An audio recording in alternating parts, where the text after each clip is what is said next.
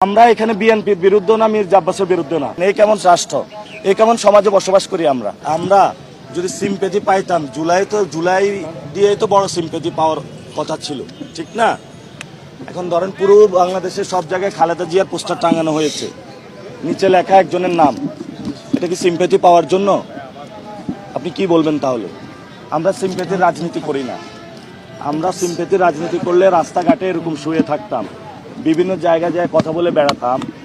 আমরা এখন কেউ বলে উস্কানি দিচ্ছে নাকি, আমরা কি কারো গায়ে হলো চিমটি কাটেছি নাকি হলো গায়ে যায় একটু বলেছে যে কেমন আছো? আমরা কি কারোর সাথে দুষ্টমি করেছি নাকি? আপনার গালে চিমটি কাটলেন না, বললেন এই তুমি আমাকে উস্কানি দিচ্ছ কেন? নাকি আমরা কারো গায়ে পানি নিক্ষেপ করেছি, নাকি কারো গায়ে ডিম নিক্ষেপ করেছি, নাকি কারো গায়ে ময়লা নিক্ষেপ করেছি? আমরা তো কারো সাথে এগুলো করি নাই।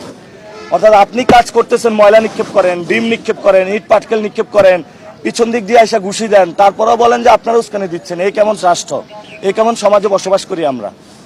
তো এটাকে আপনারাও তো সবাই সাংবাদিকরা দেখছেন, মানুষ দেখছে। অর্থাৎ আপনার হাতে মিডিয়া আছে, কন্ট্রোলে সোশ্যাল মিডিয়া আছে, অনেক বড় সেট আছে। আপনি যদি বয়ান উৎপাদন করতে পারেন, এখন আমি কার পায়ে দিয়ে পা বাঁধালাম? যে আমি কি মির্জা সাহেবের পায়ে যে পা দিয়েছি যে ভাই আমার সাথে ঝগড়া করেন? কি বুঝলেন ভাই? অনলি যেটাই চাই। আমি কি কোনো বিএনপি নেতাকর্মীর পায়ে পা দিয়েছি যে আপনি আমার সাথে ঝগড়া করেন? বরঞ্চ আমরা প্রচারণা করতে গিয়েছি, তারা আমাদেরকে এসে হ্যারাস করেছে, বাধা দিয়েছে।